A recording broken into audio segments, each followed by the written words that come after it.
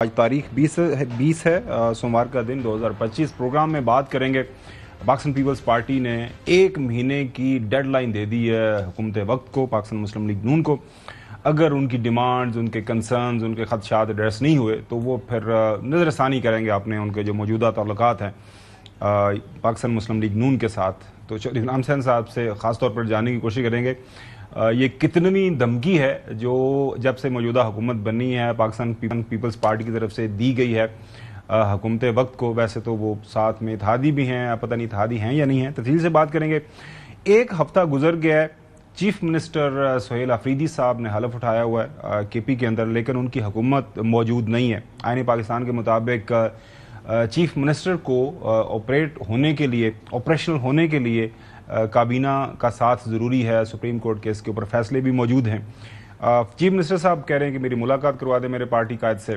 حکومت prime minister صاحب نے وعدہ کیا تھا لیکن اس کے بعد اس پہ کوئی ڈیولپمنٹ نہیں ہوئی۔ تو پشاور میں معاملات کس انداز سے چلائے جا رہے ہیں، کابینہ کب بنے گی، کیسے بنے گی، کون کون کابینہ کا حصہ ہوگا، یہ بھی سٹوری ہمارے پروگرام کا حصہ ہے۔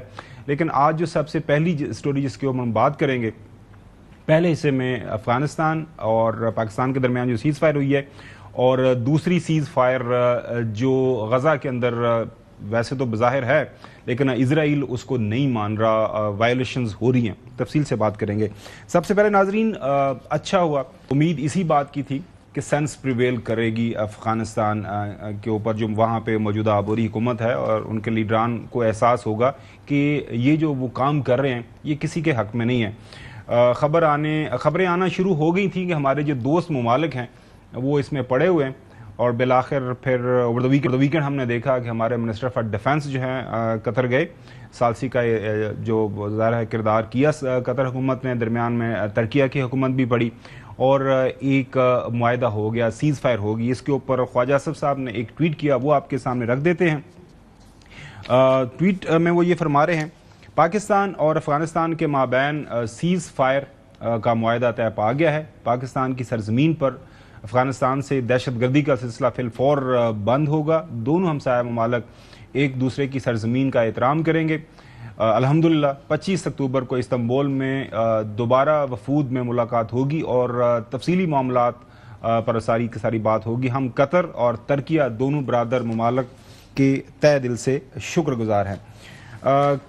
قطر کی حکومت کی طرف سے، چونکہ انہوں نے ہوسٹ کیا تھا دونوں ممالک کے عہدیداران کو، ان کی طرف سے ایک ظاہر ہے ایک فارمل جوائنٹ پریس ریلیز بھی آ گئی ہمارے سامنے۔ اسلامی جمہوریہ پاکستان اور افغانستان کے درمیان مذاکرات کا ایک دور دوحہ میں منعقد ہوا ہے، جس کی ثالثی ریاست قطر اور جمہوریہ ترکیہ نے کی ہے۔ مذاکرات کے دوران فریقین نے فوری جنگ بندی اور دونوں ممالک کے درمیان دیرپا امن اور استحکام کو مستحکم کرنے کے لیے میکانزم کے قیام کے اوپر اتفاق کیا ہے۔ دونوں ممالک نے آنے والے دنوں میں فالو اپ ملاقاتیں کرنے پر بھی اتفاق کیا ہے تاکہ جنگ بندی کے تسلسل کو یقینی بنایا جا سکے اور قابل اعتماد اور پائیدار طریقے سے اس کے نفاذ کی تصدیق کی جا سکے۔ اس سے دونوں ممالک میں سلامتی اور استحکام کے حصول میں مدد ملے گی۔ وزارت خارجہ نے ریاست قطر کی طرف سے امید کا اظہار کیا ہے کہ یہ اہم اقدام دونوں برادر ممالک کے درمیان بارڈر پر کشیدگی کو ختم کرنے اور خطے میں پائیدار امن کے لیے ایک مضبوط بنیاد فراہم کرے گا۔ ناظرین، جو ایک پاسنگ آؤٹ پریڈ کے دوران field marshal army chief Syed Asim Munir صاحب کی طرف سے واضح طور پر جو ریاست پاکستان کی پالیسی ہے وہ سامنے رکھ دی گئی تھی۔ انہوں نے اپنی تقریر کے دوران وہ کیا انہوں نے کلمات ادا کیے تھے افغانستان کے حوالے سے، وہ آپ کے سامنے رکھتے ہیں۔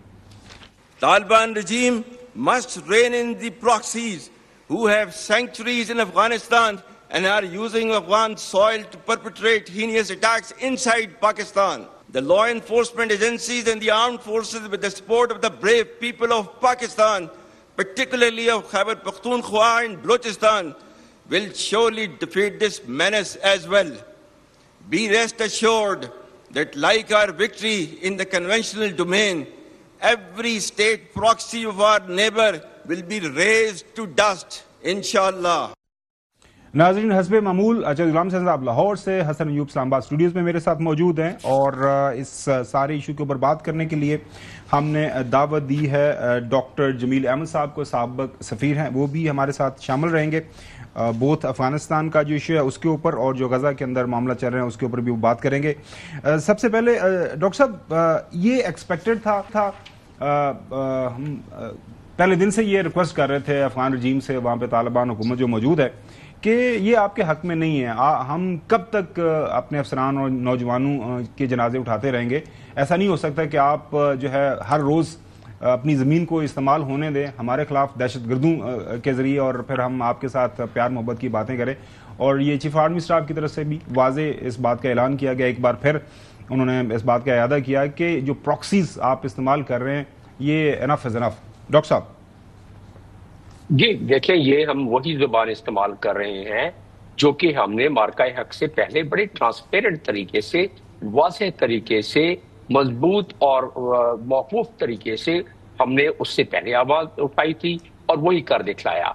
अब जो फील्ड मार्शल ने बात की है वो बिल्कुल दो टोक और बिल्कुल वाज़ेह मौक़िफ़ है, लेकिन एक फर्क है कि इस मर्तबा फील्ड मार्शल ने जो बात की है या हुकूमत की तरफ से जो बयानात आए हैं वो एंड वही नुकात हैं जो कि दोहा एग्रीमेंट में तालिबान ने एग्री किया हुआ है। और वो इस हवाले से क्या है, वैसे तो उसमें बहुत सारे पॉइंट्स हैं, इस हवाले से ये है, हम सब जानते हैं कि पैराग्राफ 2 में उसके दिया हुआ है कि अफगान सॉइल किसी भी दहशतगर्द तंजीम या दहशतगर्दी करने वाले एलिमेंट्स के को इस्तेमाल नहीं करने दिया जाएगा। ये एक ही नुकता है जो उधर हमारे लिए सबसे ज्यादा रेलेवेंट है, उसके अलावा बहुत सारे और हैं।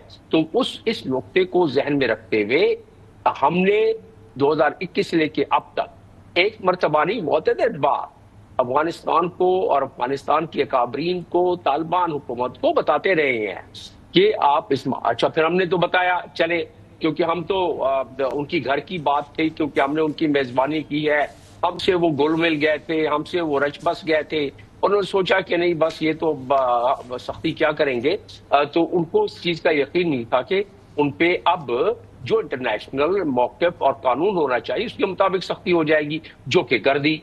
अब उनको इल्म हो गया। देखिए, नॉन हिस्ट्री में ऐसा कभी नहीं हुआ कि इतनी सारी तोपों के साथ, इतने सारे मिसाइल के साथ एक दफा, बल्कि क्या जैसे जैसे उनके तरफ से जिन जिन ठिकानों से हमें इत्ला मिली और हमारे पास ठोस शवाहिद मौजूद थे जो कि हमने प्रोवाइड किए तुर्की को और दोहा को इस मीटिंग से पहले, और अब जो सेकंड होगी उसमें भी अगर ये बात वहां तक जाएगी तो सारे शवाहिद हमारी हुकूमत के पास मौजूद है कि कहां कहां से, किन ठिकानों से हमारे ऊपर हमला हुआ, उन्हीं ठिकानों पर बिल्कुल सही है। वो हम उम्मीद भी यही करते हैं कि जब ये नेक्स्ट राउंड होगा उसके अंदर मजीद समझ आ जाएगी अफगान तालिबान रजीम को कि क्या करना है। नाजरीन, ये जब मुआहिदा हो गया, इसको सऊदी अरेबिया हुकूमत ने भी इसको वेलकम किया है।